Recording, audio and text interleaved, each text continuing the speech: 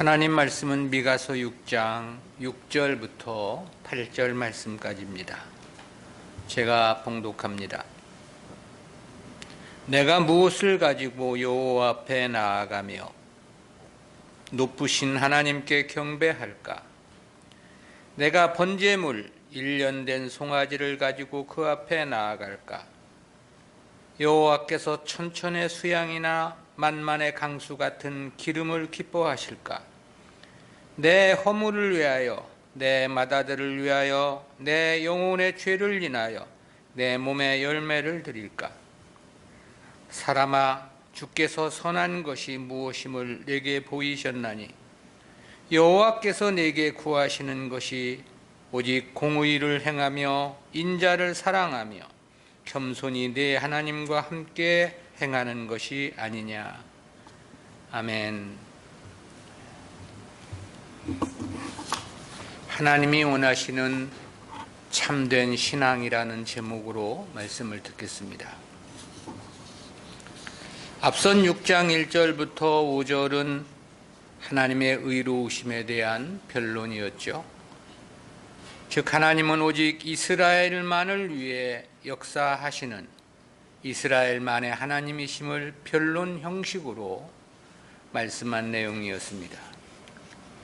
이어지는 본달락 6절부터 8절까지는 하나님께서 이스라엘 백성들에게 하나님에 대한 오해를 지적하며 아울러 이스라엘 백성들이 하나님 앞에 마땅히 행해야 할 진정한 하나님 섬김이 무엇인가를 밝혀준 말씀입니다. 지적된 말씀을 요약해 본다면 이스라엘은 하나님 뜻과는 완전히 어그러진 죄악된 삶의 전형이었습니다. 그러면서도 하나님께 좋은 제물을 드리는 형식주의적인 예배로 하나님 마음을 얻고자 했음이 지적되고 있습니다. 때문에 하나님은 좋은 제물을 원하심이 아니라고 말씀을 하시죠. 공의와 인자로 겸손히 하나님과 동행하는 삶을 살아야 할 것을 촉구하심이 본문의 대략적인 줄거리입니다. 이러한 본문은 하나님께서 택한 백성들에게 과연 무엇을 원하시는가를 잘 나타내주고 있습니다. 이 같은 본단락은 구속사적 교훈까지 셋으로 구분해서 살펴보겠습니다. 첫 번째는 하나님에 대한 이스라엘 백성들의 오해입니다. 이스라엘 백성들의 그릇된 여호와 신앙관을 지적한 본달락 6절, 7절 내용은 셋으로 구분이 되는데요.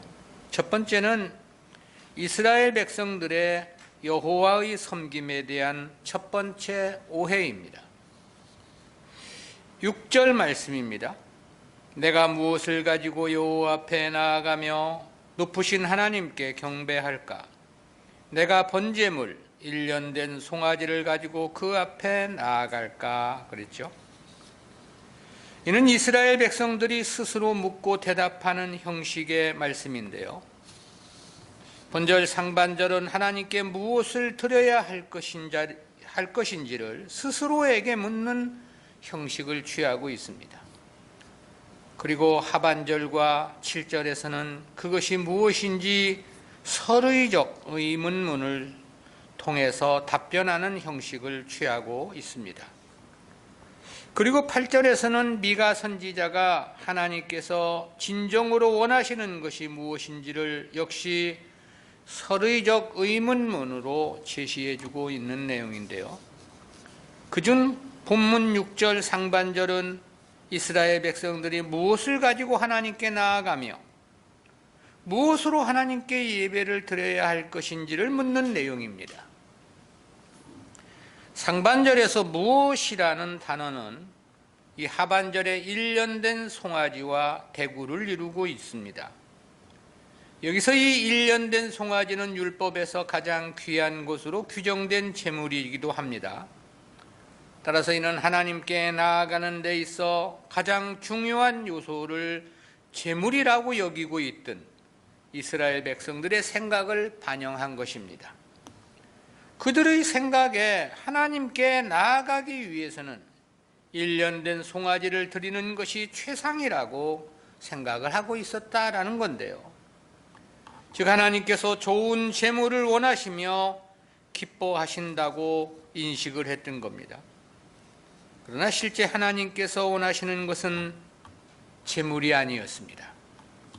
그에 대해서 하나님은 그렇게 말씀하신 바 있지요. 이사야 1장 11절입니다. 여호와께서 말씀하시되 너희의 무수한 제물이 내게 무엇이 유익하뇨? 나는 수양의 번제와 살찐 짐승의 기름에 배불렀고 나는 숫송아지나 어린 양이나 수염소의 피를 기뻐하지 아니하노라. 하나님은 제물을 원하시는 것이 아니라는 거예요. 그보다 하나님의 뜻에 합당한 삶을 원하신다는 건데요.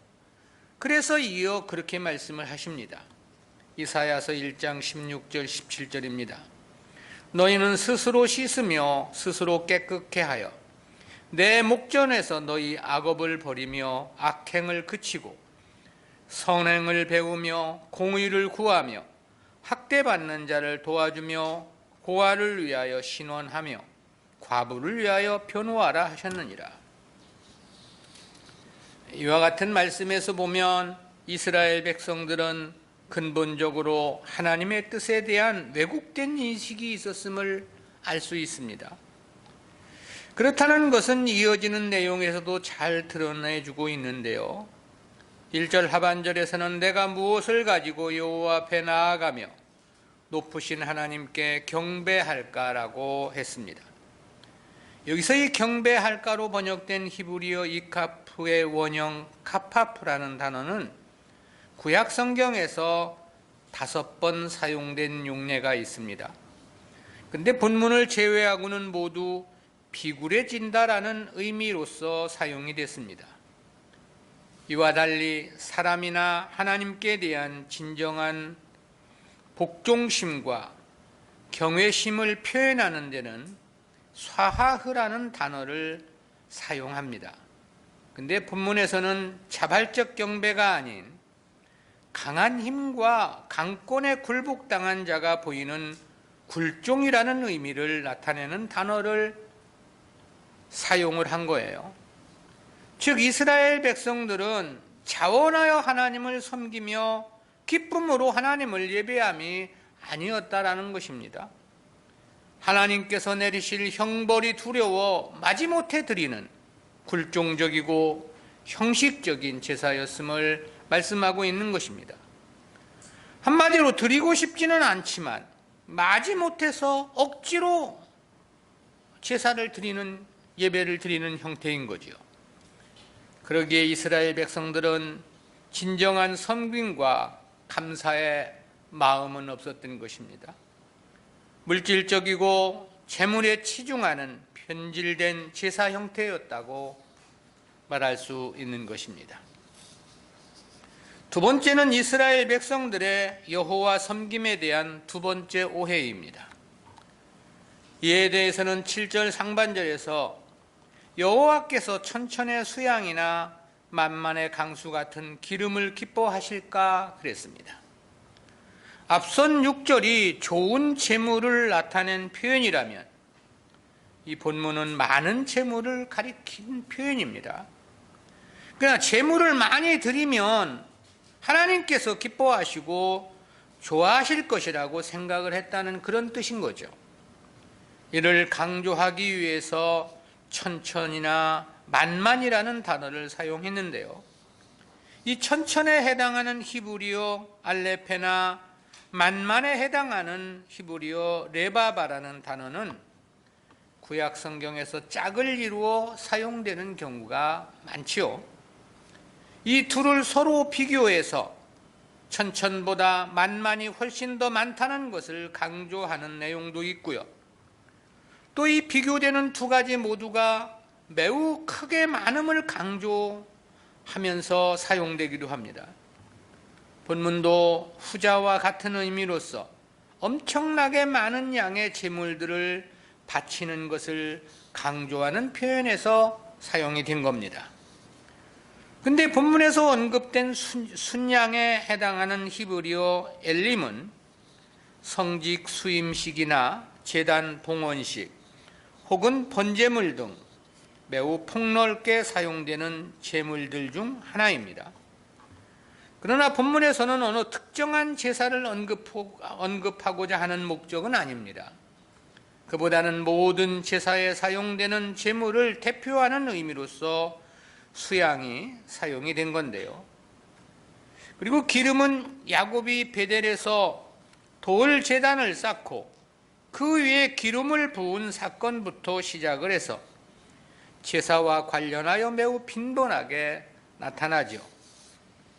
그 가운데 레위기의 제사 규례 중 소제의 규례를 보면 이 소제에는 기름이 반드시 포함되어야 할 매우 중요한 제물로 언급되고 있습니다. 그것은 제물 자체라기보다는 제물의 가치를 높이고 아름답게 하며 하나님이 받으시기에 합당한 것으로 바쳐드리는 의미를 지닌 것이라고 말할 수 있겠습니다. 근데 이것이 만만의 강수 같은 이란 표현을 수식하고 있는 겁니다. 따라서 이는 최상의 제물을 최고로 풍성하게 드린다는 의미를 나타낸다고 볼 수 있겠습니다. 그러니까 당시 이스라엘이 오해를 하고 있었던 것은 무조건 많이만 드리면 하나님께서 좋아하시고 기뻐하실 것이라고 생각을 했던 거죠. 그러나 실제 이는 하나님께서 많은 것을 원하시는 것이 아니라는 역설적인 의미로 표현된 문장입니다. 즉 율법이 요구하는 좋은 제물로 아무리 많은 양을 드린다 하더라도 그 자체만으로 하나님이 기뻐하시는 것은 아니라는 사실을 말씀하고 있는 것이죠. 세 번째는 이스라엘 백성들의 세 번째 오해인데요. 7절 하반절이죠. 내 허물을 위하여 내 맏아들을, 내 영혼의 죄를 인하여 내 몸의 열매를 드릴까 그랬습니다. 이는 보다 더 최상의 가치의 제물에 대한 표현이라고 말할 수 있겠습니다. 6절 하반절부터 본문까지 제시된 제물을 보면 그렇습니다. 먼저는 1년 된 송아지를 말했죠. 그리고 천천의 수양과 만만의 강수 같은 기름을 말했습니다. 그리고는 이제 자신의 아들을 제물로 이야기를 하고 있는 거죠. 그러니까 점점 더 제물의 양과 규모에 있어서 그리고 정도에 있어서 점층적으로 발전을 했다라는 건데요. 근데 본문에서는 아들 중에서도 특별히 맏아들을 말하고 있는 거죠. 이러한 표현은 바른 제물이 무엇인지, 하나님을 바르게 섬기는 것이 무엇인지를 모르는 자들의 채울 수 없는 영적 공허함을 나타내 주기도 합니다.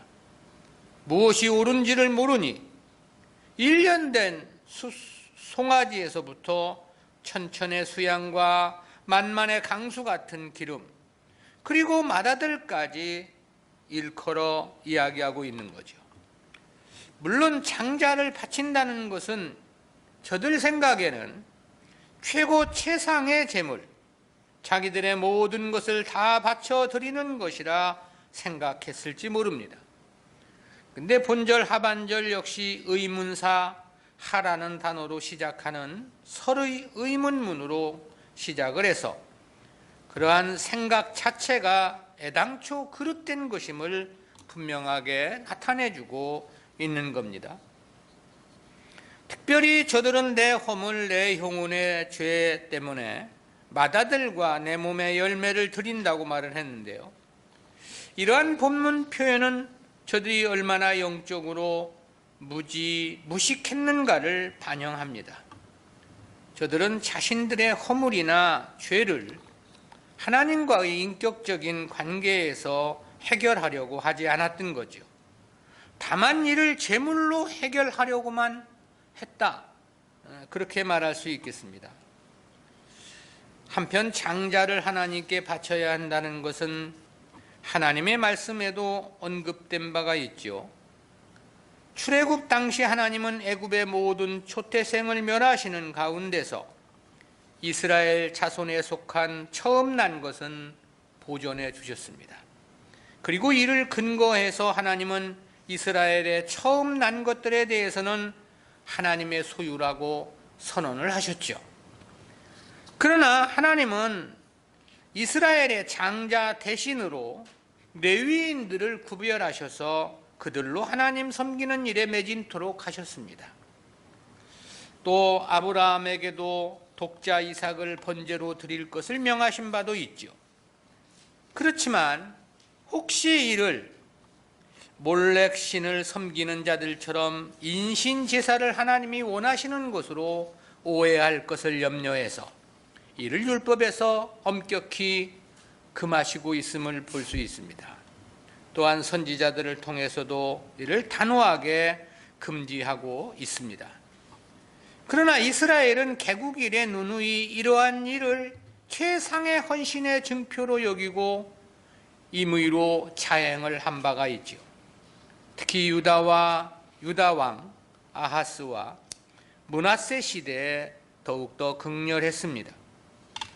그렇다는 것은 이들이 이방의 우상 숭배에 얼마나 찌들어 있었는가를 보여주는 단적인 증거이기도 합니다. 물론 인간적인 사고에서 보면 이보다 더한 재물은 없을 것입니다. 마다들은 자신의 기력의 시작이고 자신의 가업을 이을 가장 소중한 존재이기 때문에 그렇습니다. 그러나 하나님 섬김이라는 것은 그처럼 인간적인 사상이나 인식에서 출발하는 것이 아닙니다. 철저한 하나님의 뜻에 근거하는 것입니다.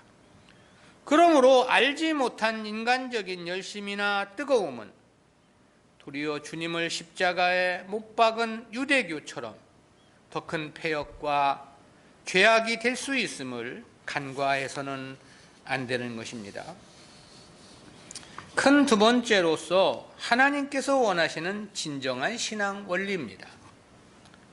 하나님께서 원하시는 참된 신앙에 대해 언급하신 8절 말씀은 셋으로 그 내용이 요약이 되는데요. 첫 번째는 8절 상반절에서 사람아 주께서 선한 것이 무엇임을 내게 보이셨나니 여호와께서 내게 구하시는 것이라고 말씀했습니다.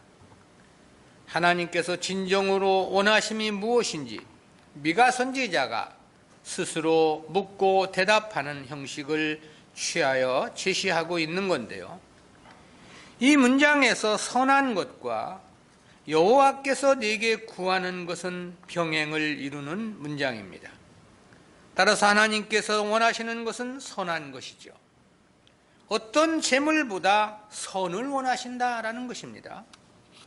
그리고 이 선한 것이 무엇인가에 대해서는 이어지는 말씀에서 구체적으로 언급되었는데요.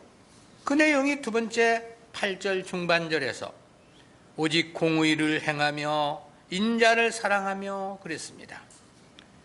여기서 이 공의를 행하면은 단순히 율법에서 요구하는 정의에 대한 지식적인 문제를 말씀하면 아닙니다. 행함에 강조점을 둔 표현인데요.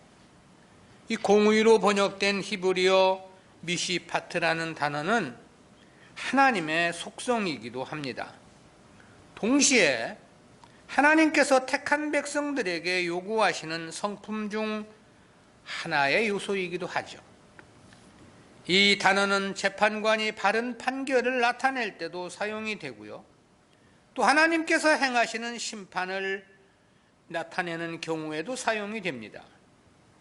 그리고 일상적인 삶의 행동에서 또는 언행에서 또는 사상과 그 생각에서 보이고 나타내야만 하는 정의로움이나 정직함을 의미하기도 합니다.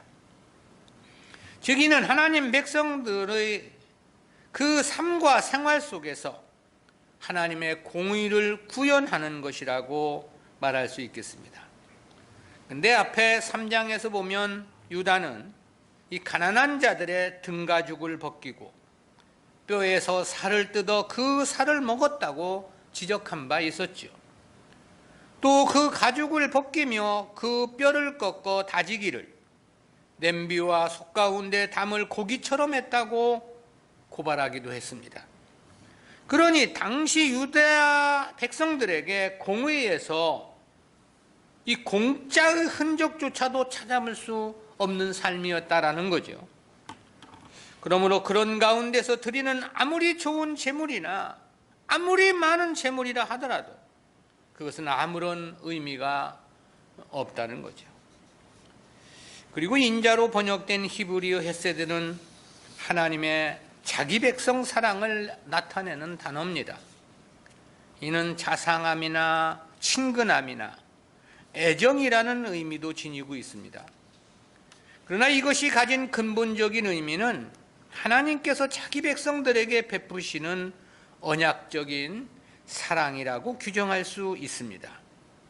하나님께서 언약에 입각해 무조건적으로 택한 백성들에게 베푸시는 사랑을 의미하는 것입니다. 그러나 이를 사람과 관련해서 사용하면 하나님의 언약적 사랑에 대한 반응으로서 충성이라는 의미로도 이해할 수 있고요. 그리고 그로부터 우러나오는 온유함이나 자비로움 등으로도 이해할 수 있습니다. 즉 하나님의 무조건적인 사랑으로 말미암은 온유함, 인자함, 자비로움, 충성됨 등 인격적인 덕목을 말씀하신 것입니다.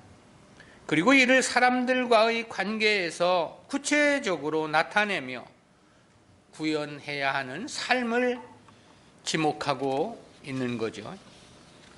그리고 세 번째는 8절 하반절에서 겸손히 내 하나님과 함께 행하는 것이 아니냐 그랬습니다. 이는 하나님과 동행하는 삶을 가리켜 이야기한 것입니다. 여기서 겸손히로 번역된 히브리어 웨아츠 네하으라는 단어는 두 가지 측면에서 그 의미를 생각할 수 있겠는데요. 하나는 하나님 앞에서 자신이 아무런 가치 없는 존재임을 인정하는 것입니다. 그것이 겸손입니다. 그리고 다른 하나는 자기 안에 선한 것이 있다면 그것이 하나님께로부터 받은 것임을 인정하고 감사하는 마음입니다. 즉 겸손은 하나님 앞에서 자신의 정체를 바르게 알고 그에 합당한 마음으로 살아가는 것이라고 말할 수 있습니다. 반대로 인간들이 갖는 일체의 자랑은 하나님과 원수가 되게 하는 교만인 거죠. 그것이 무엇이든 자기를 나타내고자 하는 것 자체가 교만인 것입니다. 그리고 이러한 교만은 패망의 선봉이고 심판의 첩경이라고 성경은 규정을 하고 있죠. 혹시 사람이 기쁜 마음으로 공의와 인자를 행한다 하더라도 그 행함이 스스로 된 것으로 생각하면 이 또한 교만인 것입니다. 그 자체가 하나님의 은혜를 무시하는 행위가 되기 때문에 그런 것입니다. 그런데 본문에서는 하나님과의 동행을 말하면서 그 앞에 겸손이라는 단어가 선행 제시된 것입니다. 그렇다는 것은 하나님과의 동행은 반드시 겸손한 자들만이 가능함을 말씀함이라고 할 수 있겠습니다. 하나님 앞에 겸손한 태도를 가질 때 비로소 하나님과의 온전한 연합과 동행이 가능하다라는 사실입니다. 따라서 성도의 겸손은 무엇보다도 우선적으로 하나님 앞에서의 겸손이 매우 중요합니다. 진리 앞에 목을 꼿꼿이 세우면서 사람 앞에 겸손한 척 하는 것은 의미가 없는 것입니다.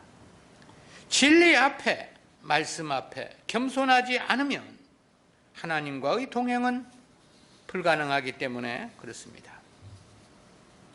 우리는 이와 같은 말씀에서 두 가지 구속사적인 교훈을 생각해 봅니다.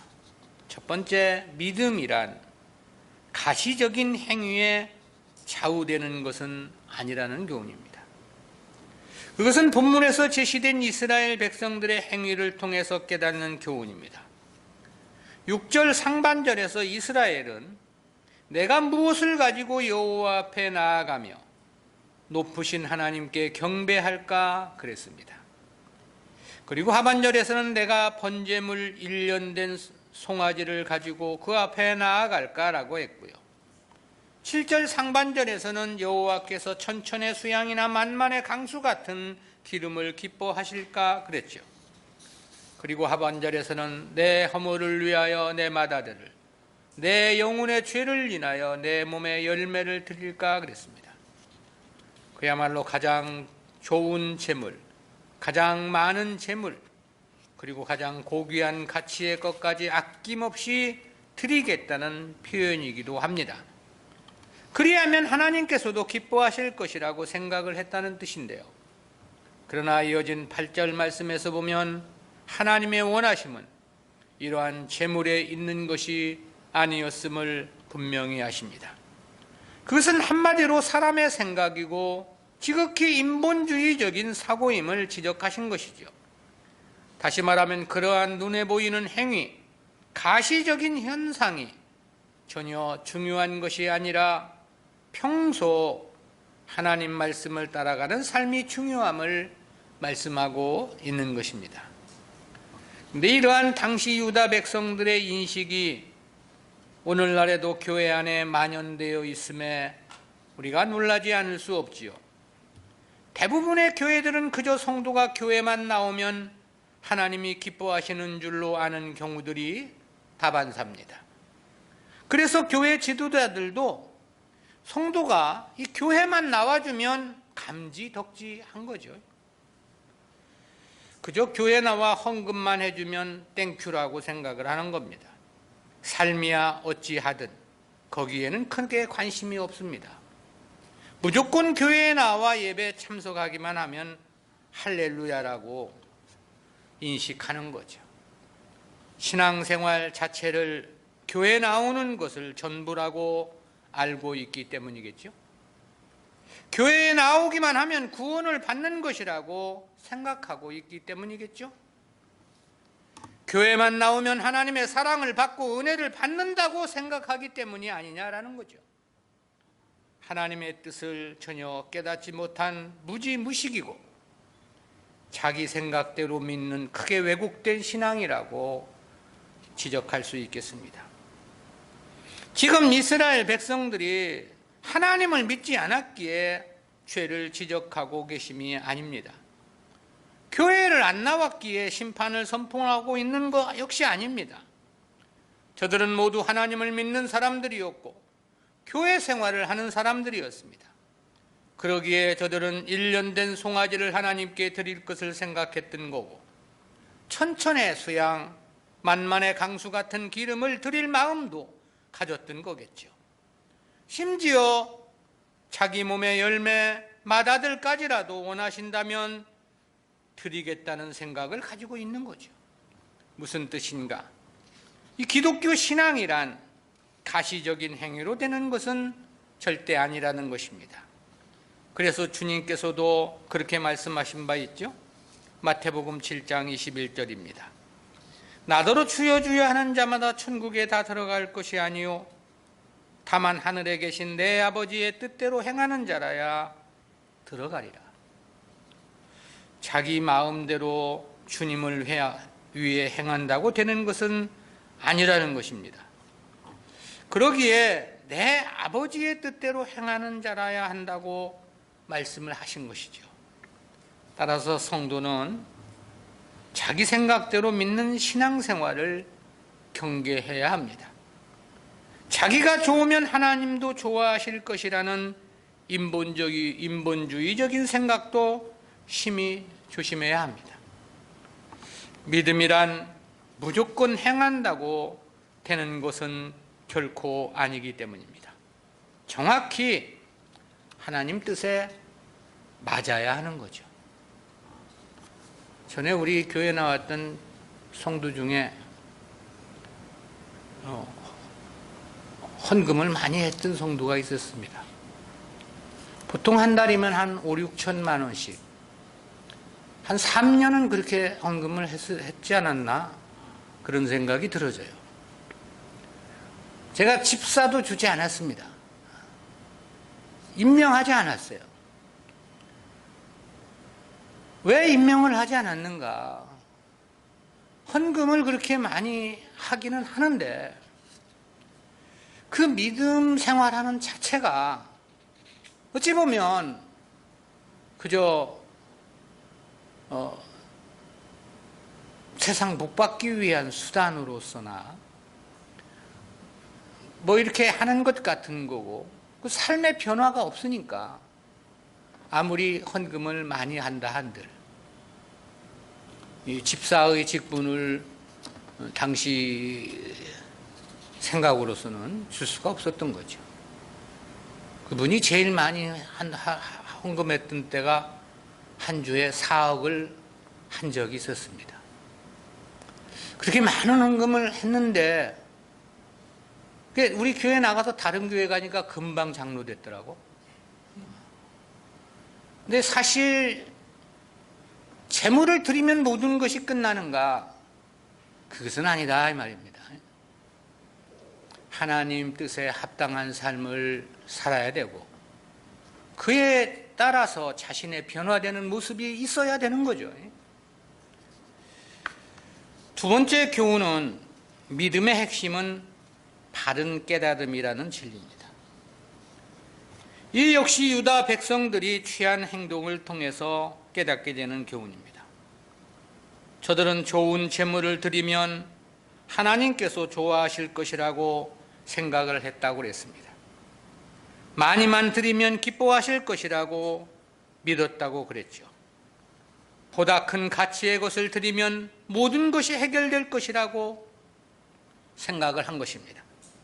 그래서 1년 된 수양을 말하고 천천의 수양 만만의 강수와 같은 기름을 이야기했던 거죠.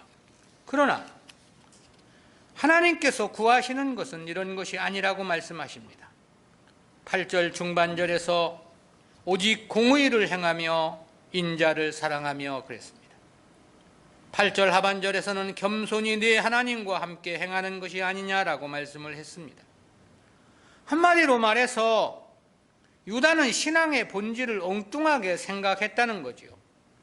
비유해 본다면 마치 산에 가서 물고기를 잡겠다는 형식이라고 말할 수 있겠습니다. 토끼를 잡겠다고 배를 타고 바다로 나간 형국이 아니냐라는 비유로도 표현할 수 있겠습니다. 이런 경우는 다음에 주님 말씀에서도 잘 나타나죠. 마태복음 7장 22절 23절입니다. 그날에 많은 사람이 나더러 이르되 주여 주여 우리가 주의 이름으로 선지자 노릇하며 주의 이름으로 귀신을 쫓아내며 주의 이름으로 많은 권능을 행치 아니하였나이까 하리니 그때 내가 저희에게 밝히 말하되 내가 너희를 도무지 알지 못하니 불법을 행하는 자들아 내게서 떠나가라 하리라. 이들은 주님 이름으로만 복음을 전하면 모든 것이 끝나는 것으로 알고 있었던 거죠. 주님이 행하셨고 제자들도 행했으니까 귀신을 쫓아내고 권능을 행하면 그것이 믿음의 행위라고 알고 있었다는 거죠. 그런 것을 주님께서 기뻐하실 것이라고 믿고 있었던 거죠. 그러나 주님은 이를 불법이라고 말씀을 하십니다. 그리고 저들을 모르시겠다면서 내어 쫓을 것을 말씀하셨죠. 거기에 하나님 뜻이 있는 것이 아니었다는 사실인 거죠. 다시 말하면 그러한 가시적인 행위가 하나님이 원하시는 진정한 신앙은 아니었음을 말씀해 주고 있는 것입니다. 그렇다면 왜 이들이 이러한 생각들을 했을까를 생각해 보았습니다. 어떻게 하여 이러한 잘못된 신앙생활을 했느냐는 거죠. 한마디로 말하면 행위 자체를 신앙으로 착각을 했기 때문이라고 말할 수 있겠고요. 그리고 이를 보다 근본적인 측면에서 정의해 보면 깨닫지 못함의 결과라고 말할 수 있겠습니다. 신앙의 본질이 무엇인지를 알지 못한 것입니다. 믿음의 진정성이 어디에 있는가를 전혀 파악하지 못한 것이죠. 한마디로 하나님 말씀에 대한 바른 깨달음이 없었기 때문이었던 것입니다. 이러한 신앙생활에 대해서 바울은 그렇게 지적한 바 있죠. 로마서 10장 2절입니다. 내가 증거하노니 저희가 하나님께 열심히 있으나 지식을 쫓은 것이 아니라. 유대교를 향해서 하신 말씀입니다. 실로 저들의 하나님 섬김은 대단했습니다. 매우 뜨거웠고 격정적이었고 열정적이었습니다. 그러나 지식을 쫓은 것이 아니라고 말합니다. 바른 깨달음에 의한 신앙의 행위가 아니었다는 지적인 거죠. 오늘날 교회 안에는 만인 구원설이 창궐해 있습니다. 자신의 행위를 통해서 구원을 받겠다는 사람들로 차고 넘치고 있죠. 주님 재림하실 때 휴거를 하겠다고 자기 생전에 주님 오시기를 학수고대하는 어처구니 없는 사람들도 있습니다. 천년 왕국이 이 땅에서 이루어진다고 생각해서 그때를 기대하는 사람들도 많습니다. 믿고 기도하면 무엇이든 하나님께서 응답해 주심을 믿는 사람들은 더 부지기수로 많죠. 1999, 19,999명이 될지도 모릅니다. 주님은 그런 말씀을 하신 바 있습니다. 마가복음 12장 24절입니다. 예수께서 가라사대 너희가 성경도 하나님의 능력도 알지 못함으로 오해함이 아니냐. 사두개인들이 주님을 논박하고자 부활 문제를 가지고 질문했을 때 하신 답변입니다. 알지 못했기 때문에 엉뚱하게 믿고 있었고 엉뚱한 질문을 하고 있는 거죠. 한국 속담에 알아야 면장도 한다는 말이 있습니다. 무조건 행한다고 되는 것은 아니라는 겁니다. 아무렇게나 믿습니다 하면 되는 것 역시 아닌 거죠. 바르게 행함이 중요하다. 그러기 위해서는 바른 알은 절대적인 요소인 것입니다. 그렇다면 바른 알은 무엇으로 할 수 있는가? 내가 바르게 알고 있는지를 무엇으로 확인할 수 있느냐 이 말이죠. 전부가 다 자기는 다 옳다고 주장을 하는데요. 그런데 이 바른 알미라는 것은 반드시 가치관의 변화로 나타나게 되어 있습니다. 믿음의 가치, 하나님 섬김의 가치, 천국의 가치를 최상으로 생각하는 가치관의 변화를 말하는 것입니다. 그리고 이러한 가치관의 변화는 반드시 삶의 목적 변화를 가져오게 되어 있습니다. 그것이 바로 하나님 나라 영생을 목표한 삶인 것이죠. 그리고 그 영생을 목표한 삶은 바로 주님을 위한, 주님의 교회를 위한, 주님의 복음을 위한 삶으로 나타나는 거고요. 믿음에 의한 바른 깨달음이 아니면 이러한 변화는 절대 불가능한 일입니다. 그러므로 기독교 신앙의 핵심은 바른 깨달음이라고 정의할 수 있는 것입니다. 그래서 바울은 그런 고백을 했죠. 골로새서 1장 24절입니다. 내가 이제 너희를 위하여 받는 괴로움을 기뻐하고 그리스도의 남은 고난을 그의 몸된 교회를 위하여 내 육체에 채우노라. 또 그렇게 고백도 했죠. 로마서 14장 8절에서 우리가 살아도 주를 위하여 살고 죽어도 주를 위하여 죽나니 그러므로 사나 죽으나 우리가 주의 것이로라. 올바른 깨달음의 가치관의 변화는 바로 이와 같은 변화를 삶의 목적을 나타나게 되어 있다라는 말씀입니다. 기도합니다. 사랑의 하나님 은혜를 감사합니다. 오늘도 귀한 말씀을 통해서 진정한 믿음의 걸음이 어떠해야 하는가를 우리에게 밝혀주심 진실로 감사합니다. 가시적인 행위보다 중요한 것이 우리들의 마음의 변화, 사상의 변화, 가치관의 변화임을 저희들에게 깨닫게 해주심 진실로 진실로 감사하옵고, 그저 교회나 왔다 갔다 하는 삶이 아니라 더욱더 우리가 하나님을 사랑하는 마음으로의 변화, 하나님의 말씀을 따라 살아가기를 간절히 소망하는 마음으로의 변화, 하나님의 나라 그 영생의 가치를 귀하게 깨닫고 그를 소망함으로 살아가는 이와 같은 마음의 변화가 심히 중요함을 우리에게 다시 한번 생각할 수 있는 은혜 주심 진실로 진실로 감사합니다.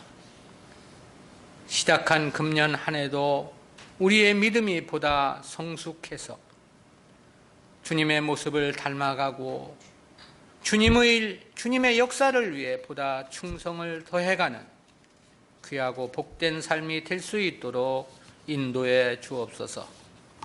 감사드리옵고 예수님의 이름으로 기도드리옵나이다. 아멘.